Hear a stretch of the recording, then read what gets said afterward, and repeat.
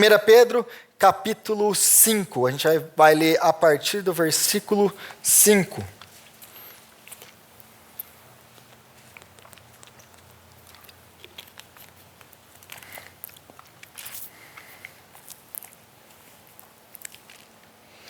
Primeira Pedro, capítulo 5, a partir do versículo 5. E a gente lê assim na palavra de Deus. Da mesma forma, jovens, sujeitem-se aos mais velhos. Sejam todos humildes, uns para com os outros. Porque Deus se opõe ao orgulhoso, mas concede graça aos humildes. Portanto, humilhem-se debaixo da poderosa mão de Deus, para que Ele os exalte no tempo devido. Lancem sobre Ele toda a sua ansiedade, porque Ele tem cuidado de vocês. Estejam alertas e vigiem. O diabo, o inimigo de vocês, anda ao redor como um leão, rugindo e procurando alguém que possa devorar. Resistam-lhe, permanecendo firmes na fé, sabendo que os irmãos que vocês têm em todo o mundo estão passando pelos mesmos sofrimentos. O Deus de toda graça, que os chamou para a sua glória eterna em Cristo Jesus, depois de terem sofrido durante pouco tempo, os restaurará, os confirmará, lhes dará forças e os porá sobre firmes alicerces. A Ele seja o poder para todos sempre. Amém. Nas últimas semanas a gente tem estudado essa carta do apóstolo Pedro, e a gente chegou no final dela. Eu não preguei em todos os blocos de pensamentos, né? Quando você tem uma carta, você vê aí na sua Bíblia, você tem subtítulos, né? Que são como os intérpretes da Bíblia ali, eles separaram aquele bloco de pensamento como se fosse uma unidade. Para que a gente não tivesse uma série de 10 semanas, 11 semanas, eu peguei basicamente o começo de cada sessão, né? E aí a gente chega na última parte do livro. Aqui ele está basicamente se despedindo da igreja no final da sua carta, e ele está dando suas últimas instruções. E aí você vai ver que ele começa aí falando, então, sejam todos humildes uns para com os outros. E aí se você lê essa passagem muito rápida, que é geralmente o que eu fazia, a gente vai lendo e vai lendo muito rápido. E aí na primeira vez que a gente lê isso aqui, parece que Pedro, ele está fazendo o quê? Ele está dando um monte de conselhos separados, um monte de conselho que não está conectado uma coisa com a outra. Né? Sejam humildes, coloquem a sua ansiedade em Deus, porque Ele cuida de vocês. Você obedece os mais velhos. A gente vai vendo essas coisas. Não, ele está jogando um monte de instruções para a igreja. Mas são frases aleatórias diferentes, tipo provérbios. Os provérbios, você vai lendo provérbios, basicamente cada versículo do provérbio é uma coisa, que não está conectada ao outro. Né? E aí, quando você lê isso aqui muito rápido, parece que é isso que está acontecendo. Contudo, quando você vai pausado, você vê que tem um tema aqui. Na verdade, ele começa com um tema e ele vai discorrendo, ele vai, basicamente, é uma escadinha que ele vai descendo para lidar com a sua ordem inicial. Qual que é a sua ordem inicial? Sejam humildes. Sejam humildes. E aí ele fala, como que nós devemos ser humildes? Né? E aí eu tentei, porque eu geralmente quando estou estudando o texto, eu vou colocando o tema lá, e aí é seta para um lado, seta para o outro, aí eu vou conectando as coisas, né? Eu vou fazendo um diagrama de todo o discurso. Né? E eu tentei fazer um pouco isso para ver se ajudava vocês com o slide. Bom, esse basicamente é um teste para ver se vai funcionar. Né? Mas ele começa aí.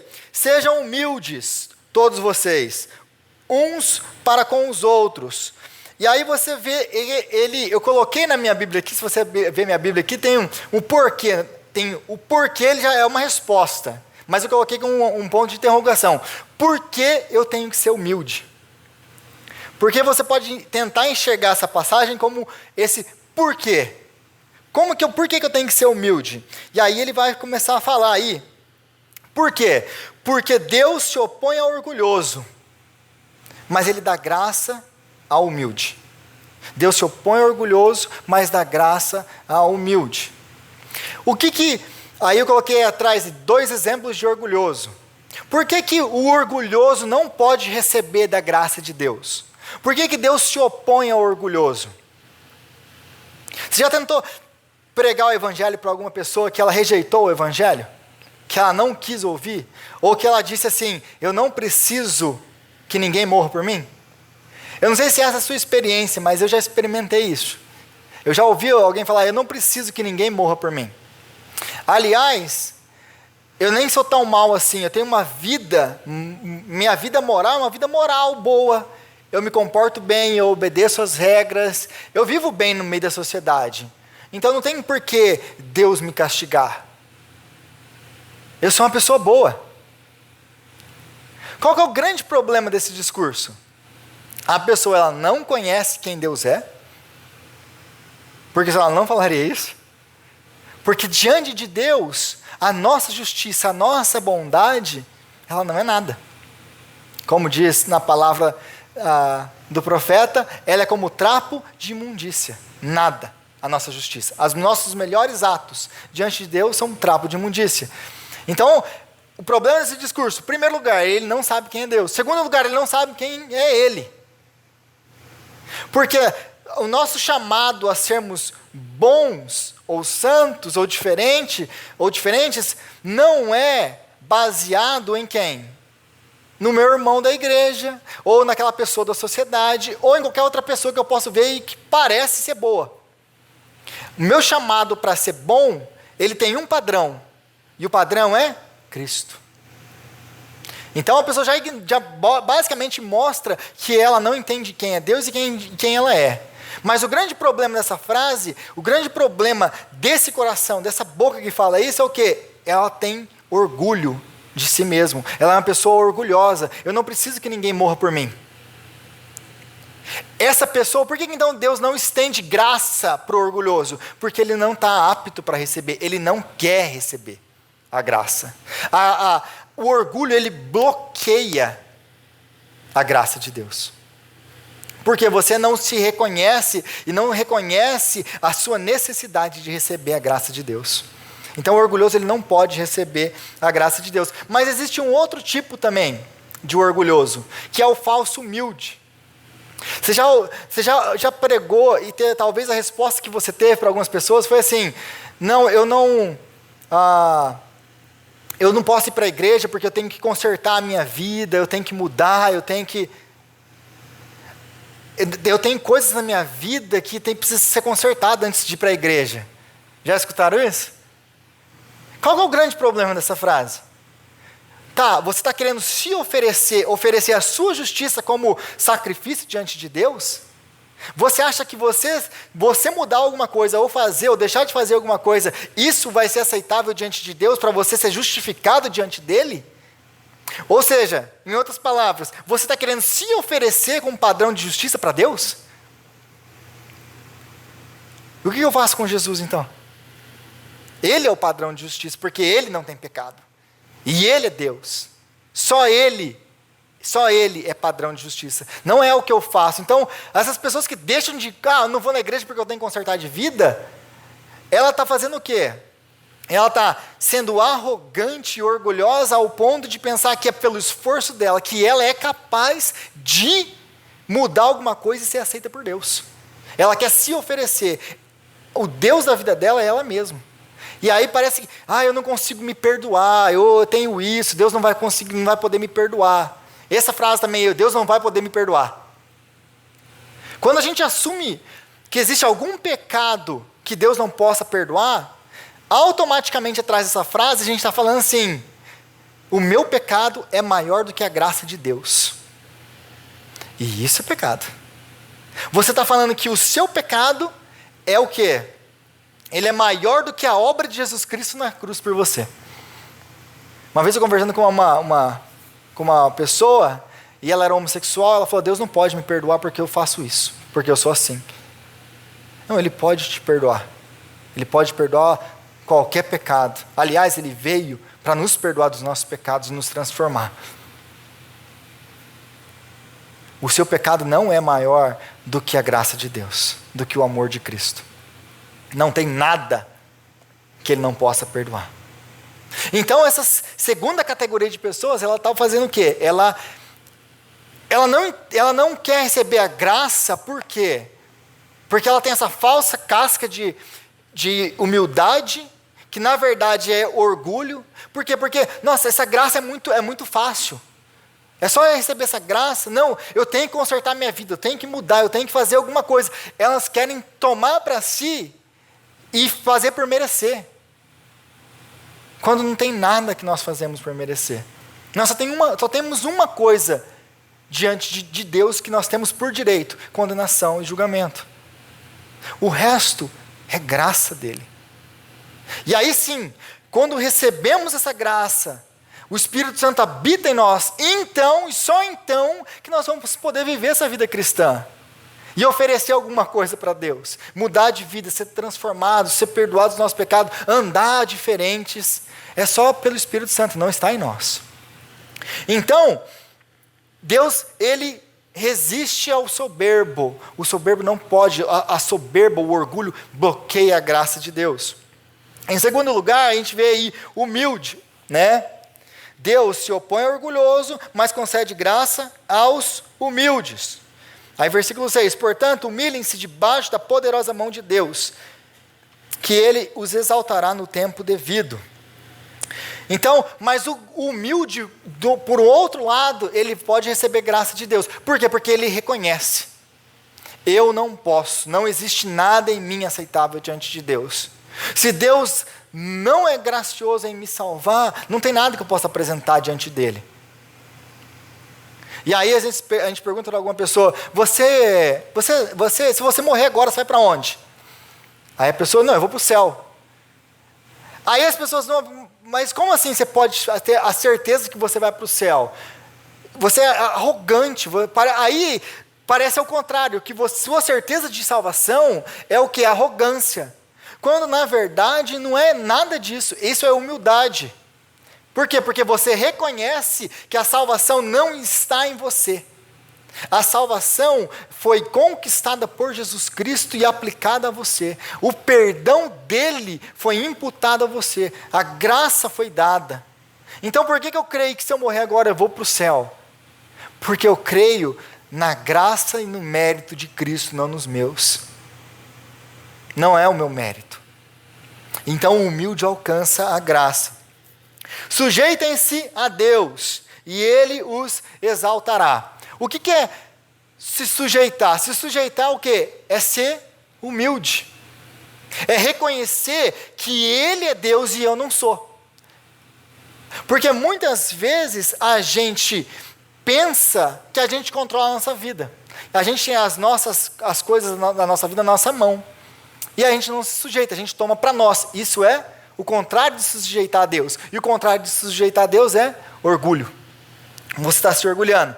Então, obediência em relação a Deus exige humildade. Você ser humilde. Você nunca vai conseguir obedecer a Deus sendo orgulhoso. Nunca. É por isso que Deus rejeita o orgulhoso. Você não pode se sujeitar a Ele. Porque se sujeitar a Ele é olhar para Deus e não impor a Deus aquilo que eu quero, as minhas necessidades, aquilo que eu penso ser bom, até mesmo aquilo que eu preciso, é não impor a minha vontade para Deus. Ser humilde, diferente de ser orgulhoso, se sujeitar a Deus é o quê? É eu chegar diante de Deus e não colocar diante de Deus aquilo que eu quero, ou aquilo que Deus, eu exijo, eu determino, né, que o Senhor faça isso. Não. Senhor, o que o Senhor quer de mim? Como eu posso te servir? Então essa atitude de se sujeitar é uma atitude de humildade. E esses são aqueles que alcançam misericórdia diante de Deus e que encontram uma vida frutífera diante de Deus. Por quê? Porque essas pessoas, a diferente do orgulhoso, ela não está cheia de si, buscando satisfazer o quê? A si mesma. Essas pessoas que estão procurando satisfazer a Deus em humildade, em sujeição a Deus, qual que é a característica dessas pessoas? Elas geralmente buscam o bem dos próximos, do outro. É aquela pessoa que já conversou com gente assim? Você conversa com algumas pessoas, ela é eu, que eu fiz, que eu faço, que eu aconteço. Já conversou com gente assim? Todo mundo aqui já conversou com gente assim. Mas, por um outro lado, tem gente que vem conversar com você e a pessoa, ela tem lá os títulos dela, ela é o que ela é, mas toda vez que você conversa com ela, não parece que ela te coloca num lugar mais elevado, não parece que você vale mais quando você conversa com ela? Algumas pessoas que você conversa, você não se sente importante. Por quê? Porque essas pessoas, esses cristãos,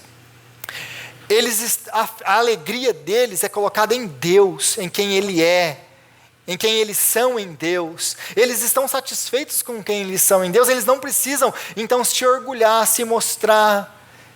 Eles querem se aproximar de nós e ter relacionamentos, por quê? Porque eles querem achar maneiras de te servir. Como que eu posso te servir? Como que eu posso te ajudar? E essas pessoas vão encontrando cada vez mais, na humildade, mais alegria em viver uma vida cristã. Ao contrário do que é o orgulhoso, que cada vez só pensa mais em si e não consegue o quê?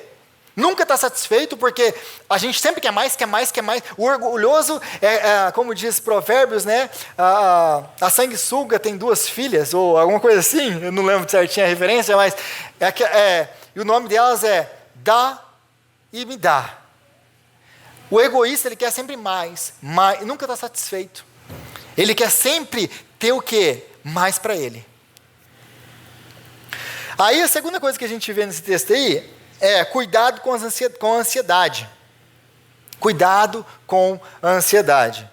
Lancem, versículo 7, sobre ele toda a sua ansiedade, porque ele tem cuidado de vocês. Lancem sobre ele toda a sua ansiedade, porque ele tem cuidado de vocês.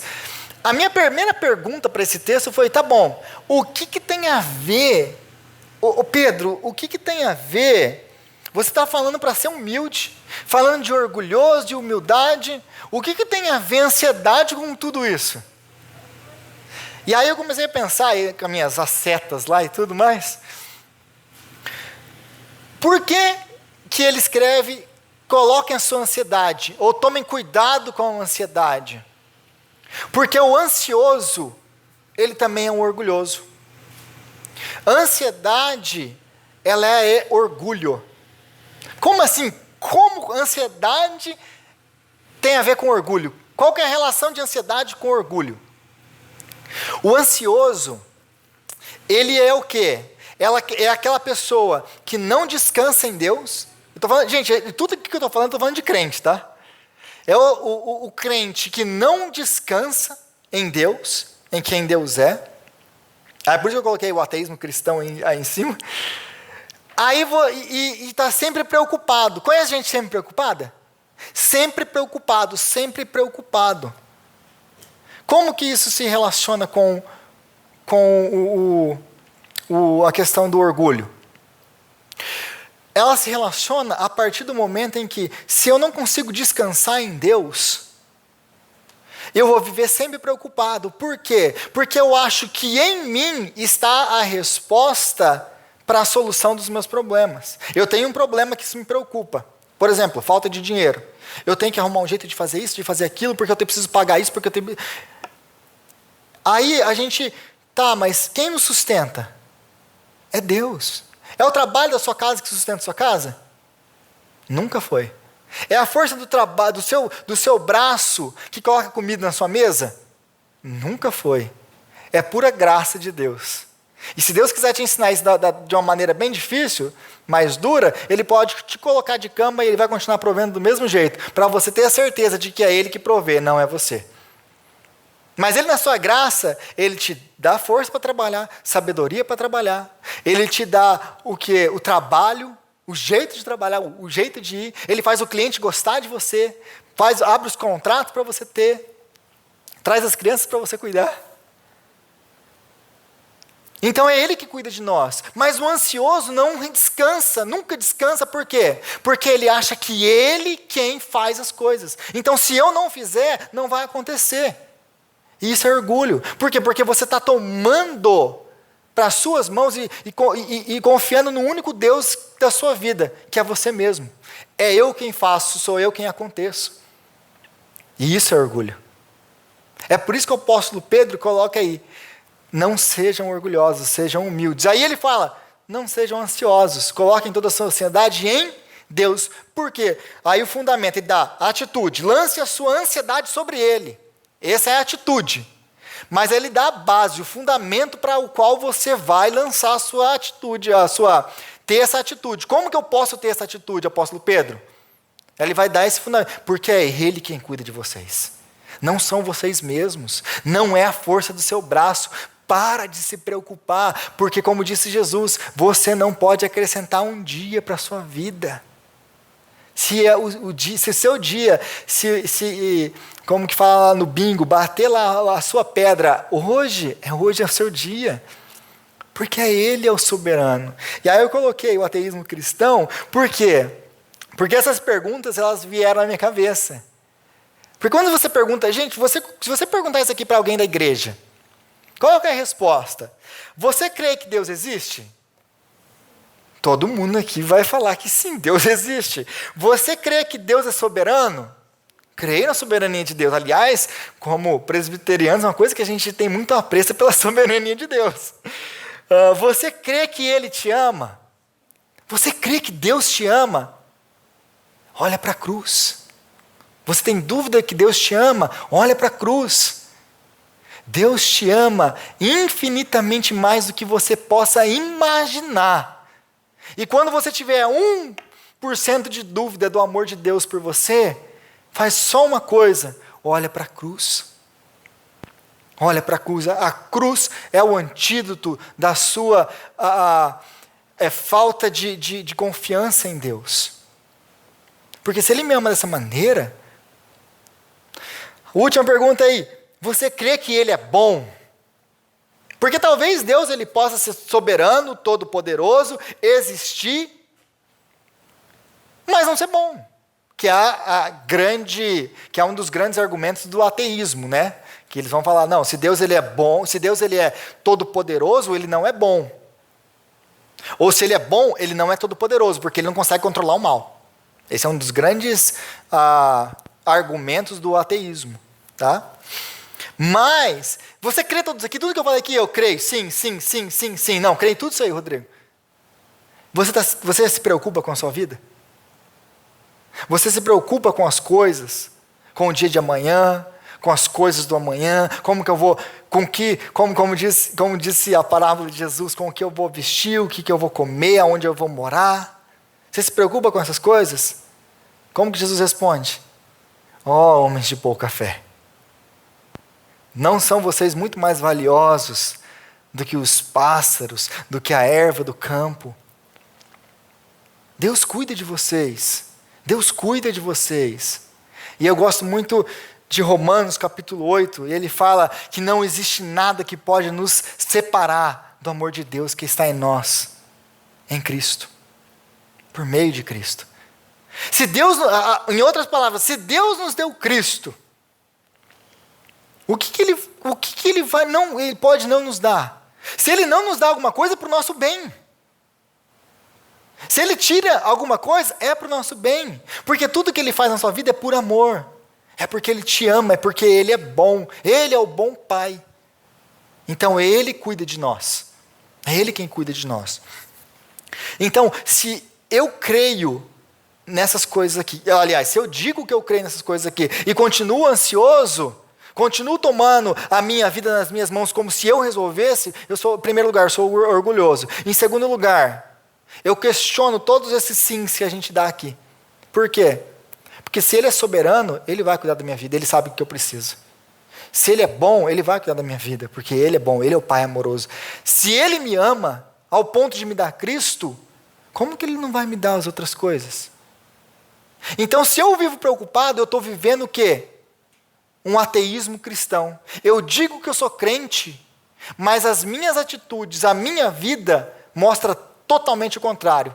Eu sou o quê? Um ateu. Eu não acredito em Deus. Eu vivo como se não houvesse um Deus, por causa das minhas atitudes. É por isso que o apóstolo Pedro diz: coloquem a sua ansiedade em Deus, porque é Ele quem cuida de vocês. Versículo 8. Estejam alertas e vigiem, o diabo, o inimigo de vocês, anda ao redor como um leão, rugindo e procurando alguém que possa devorar. E aí, depois de colocar orgulho com humildade, misturar com ansiedade, ele traz o diabo para dentro da conversa. Por que ele coloca o diabo no meio dessa conversa toda? Porque a nossa vida, aí eu coloquei para vocês aí duas coisas. As duas portas para a ação de Satanás na nossa vida são orgulho e ansiedade. Quando nós somos orgulhosos, ele age na nossa vida. Ele tem acesso para agir na nossa vida. Quando nós estamos ansiosos também. E se lembra do contexto da carta. Qual é o contexto da carta?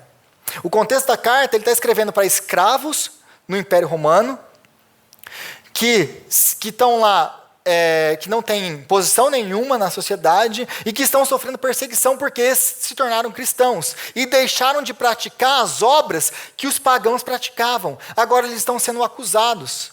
Dentro da casa deles, eles não servem mais o Deus do dono da casa, que é o dono deles. E lembra que o escravo ele não tem o quê? Direito a si mesmo. Ele não tem valor nenhum nele. Ele não tem nada. O escravo ele não é visto como pessoa. Ele é um objeto. Então, eles estão sofrendo perseguição, eles estão apanhando, eles estão morrendo por causa da sua fé, por causa da sua conversão. A gente falou bastante sobre esse contexto do 1 Pedro aqui. E então, o que poderia acontecer é que no meio disso aqui tudo, eles estivessem o quê? Ansiosos, por causa disso que eles estão passando. Porque, afinal de contas, eles poderiam ter e tinham muitos motivos, né, para estar preocupados. Porque você não sabe se amanhã você está vivo. Então, ele está falando o quê? Não sejam orgulhosos, sejam humildes, mas coloquem também a sua fé, a sua ansiedade, colocada diante de Deus, porque Ele cuida de vocês. Por quê? Porque o diabo fica ao redor de vocês. Quando você vive ansioso ou ansiosa, você vai dando oportunidade para Satanás agir na sua vida, com a sua ansiedade. Qual que é o objetivo de Satanás agir na sua vida no meio da ansiedade? O que Satanás quer trazer no meio da ansiedade para você? Dúvida com relação a Deus. Porque se a ansiedade é duvidar de Deus, é tudo o que Satanás quer. É colocar dúvida da sua fé diante de Deus. Fala assim, não, tá vendo? Não, você tem que mesmo cuidar da sua vida, porque Deus, se você não cuidar, Deus não vai poder fazer nada. Então, andar ansioso ou ansiosa é um prato cheio para Satanás. Por quê? Porque você está dando legalidade para ele agir na sua fé e destruir a sua fé. E aí o segundo ponto aí, todos passam pela mesma luta. O que ele está falando? O apóstolo Pedro fala, mas se lembrem que os irmãos de vocês espalhados pelo mundo inteiro têm passado pelas mesmas lutas, né? Versículo 9. Como que você faz? Resistam-lhe, permanecendo firmes na fé, sabendo que os irmãos que vocês têm em todo o mundo estão passando pelos mesmos sofrimentos. Ou seja, não são apenas vocês que estão passando, nós passamos pelos mesmos sofrimentos. Isso aqui é uma coisa comum.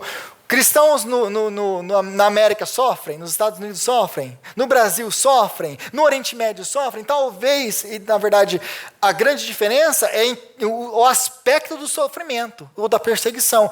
Como que um cristão da China sofre? Ele é perseguido, ele é morto por ser cristão.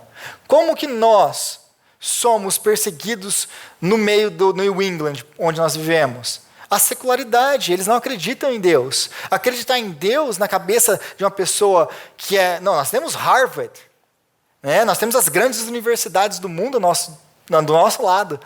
Não, você é um ignorante se você acredita em Deus. Então, todos nós vamos passamos por dificuldades. Mas aí ele vai falando o quê? Como que eu luto contra isso? Como que eu luto contra a ansiedade? Como que eu resisto firme a Satanás? Pela fé. Mas no contexto da passagem que a gente está lendo, como que é fé no contexto da passagem que a gente está lendo aqui? É crer que é Ele em que cuida de nós. Quando as situações vêm, a adversidade vem, no contexto aqui de toda a carta, quando o sofrimento vem, a perseguição vem, o que eu faço na cara de Satanás? A minha fé está colocada em Deus. Nada pode, a minha ansiedade, nada do que acontecer comigo pode tirar a minha fé. Resistam ao diabo e ele fugirá de vós. Como ele vai fugir de vós? Se vocês permanecerem fiéis na fé, ele vai fugir de vocês. E é interessante que em Efésios capítulo 6, a Bíblia diz, o apóstolo Paulo diz, a nossa luta não é contra a carne e sangue, mas contra principados nas regiões celestes. Aqui o apóstolo Pedro, depois de tudo que ele falou na carta dele, de toda a perseguição, ele está jogando, na verdade ele está mostrando quem que é o real inimigo. O real inimigo não são os pagãos que estão perseguindo eles. O real inimigo é Satanás por trás de tudo isso, que é o príncipe desse mundo, que age contra aqueles que são filhos de Deus. A nossa luta é contra ele. E contra ele nós ficamos firmes. É interessante que a 1 Tessalonicenses diz assim, fujam, 1 Tessalonicenses capítulo 5, se eu não me engano, versículo 11, fujam de toda a aparência do mal. Do que ele está falando? Ele está falando do nosso coração. E aí muita gente confunde. Eu vou resistir ao pecado, eu vou enfrentar o pecado. Aí você sabe as áreas que apertam, você sabe as áreas que Deus te tirou, que Deus te salvou, que Deus teve que te purificar do seu pecado. Por exemplo, a pessoa foi liberta do alcoolismo. Aí, não, mas agora que eu fui liberto do alcoolismo, eu vou lá no bar, lá com meus amigos, vão estar tudo lá bebendo, mas eu vou, porque Deus agora vai me dar poder para poder resistir à tentação. Sabe por que isso não vai acontecer? Porque isso é antibíblico. A Bíblia diz, fuja da aparência do mal. Se você acha que numa certa situação você vai se colocar em uma posição que pode te fazer levar a pecar, o apóstolo Paulo diz, foge disso. E aí ele fala para Satanás, mas ele, contrário disso, ele fala de Satanás. A Satanás vocês resistam. Mas é impressionante como nós queremos fugir de Satanás, correr de Satanás e enfrentar os nossos pecados. Indo totalmente contra o que a palavra de Deus diz. A Bíblia diz, foge da aparência do mal, resista a Satanás, ele vai fugir de vocês. Mas nós queremos o quê? Resistir à tentação, o que nós não fomos feitos para isso, e fugir de Satanás. Você viu como a gente inverte os valores? Muito rápido, sem conhecimento bíblico. Aí ele coloca aí, atitude, resistam ao diabo e fujam da aparência do mal. Sujeitem-se a Deus, permanecendo firmes. Então como que vocês enfrentam isso? Qual que é a resposta do apóstolo Pedro? Se sujeitem a Deus. Como que é se sujeitar a Deus? É ser humilde. É aceitar que Ele é Deus e você não é. Segundo lugar, permaneçam firmes no meio de toda essa crise. Permaneçam-se firmes. E vocês vão conseguir o quê? Passar por tudo isso.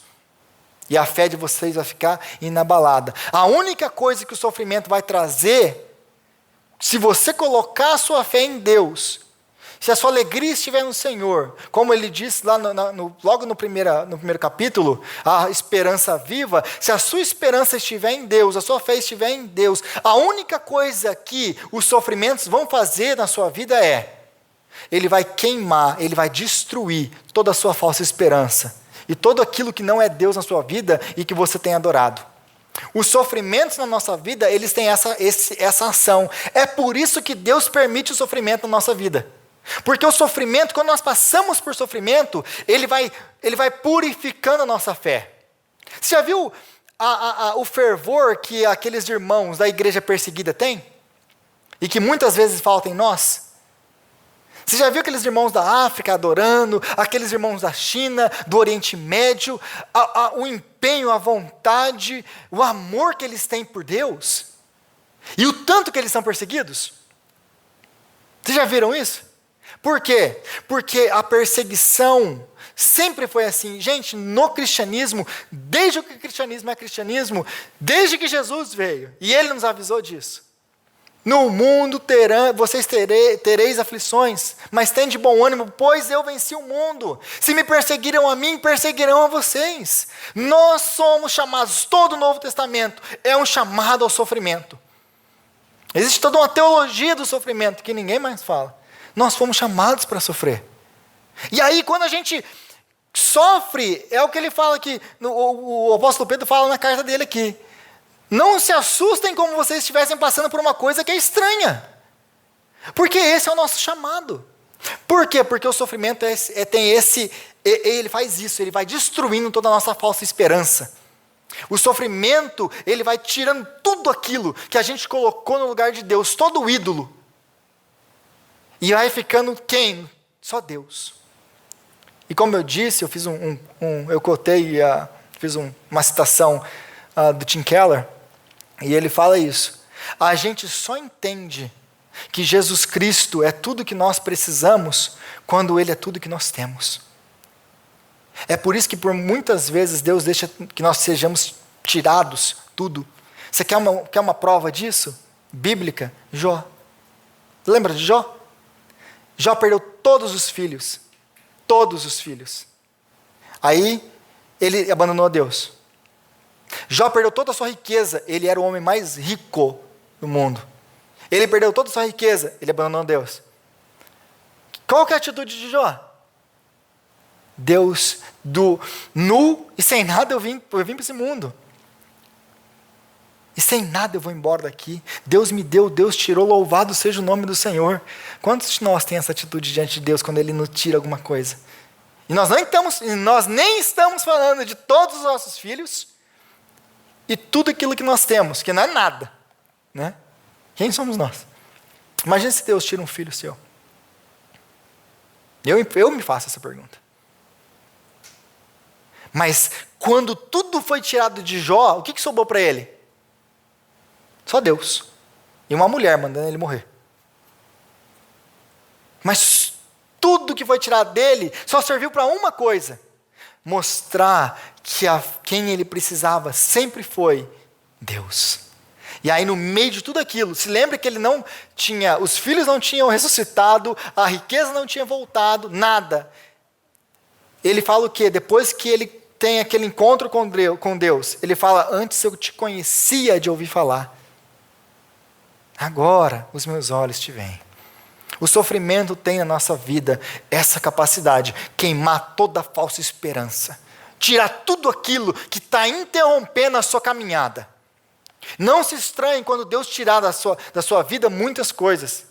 É porque Deus me odeia. Não, é o oposto, é porque Ele te ama, e Ele está tirando aquilo que você tem estabelecido como ídolo, para que você possa chegar a Ele. E o resultado de tudo isso, a gente chega para a última parte do versículo 10.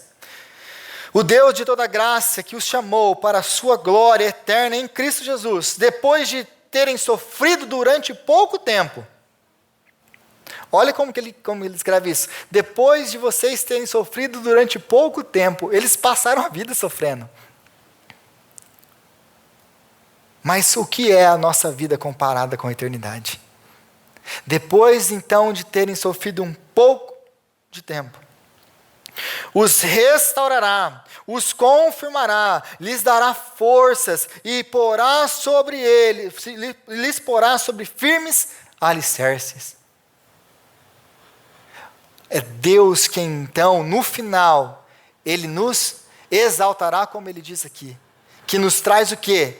Ele vai nos trazer, nos tirando, ou como na linguagem de Apocalipse, enxugando do nosso olho toda lágrima. E como podemos saber que tudo isso aqui é verdade? O que está acontecendo, Josh? Está dando Não sei se é eu. Não? Como que eu posso saber se isso aqui tudo é verdade? Porque Ele nos deu o Filho. A certeza, a garantia de Deus na nossa vida é: Ele nos deu o Filho, Ele nos perdoou e Ele nos deu o seu Espírito. É por isso que nós podemos crer nos milagres de Deus, nas maravilhas de Deus, podemos passar por todo tipo de sofrimento, angústia, e continuar com a nossa fé inabalável, sem dar chance ao diabo. E ele não vai te incomodar. Por quê? Porque o centro da sua vida está colocado em Deus. E nós confiamos que é Ele quem nos guarda no meio dos sofrimentos. Amém? Senhor, nós te agradecemos, ó Pai, pela Tua palavra, te agradecemos pela Tua instrução, e clamamos a Ti, Senhor, dá-nos um coração humilde, uma disposição a Te servir, uma disposição a obedecer os Teus mandamentos, uma disposição a ser humildes uns com os outros, buscando servir aos nossos irmãos. Dá-nos graça, Senhor, para viver em humildade. E que o Senhor, Pai, segundo a Tua grande graça e misericórdia, nos ajude a se manter em fé, de pé, quando enfrentarmos todo tipo de sofrimento e provação. E obrigado, Jesus, porque o Senhor veio e nos deu vida. Porque o Senhor veio e morreu por nós. Obrigado, Espírito Santo, porque Tu és a garantia de que nós viveremos eternamente com o Senhor, para sempre. Amém.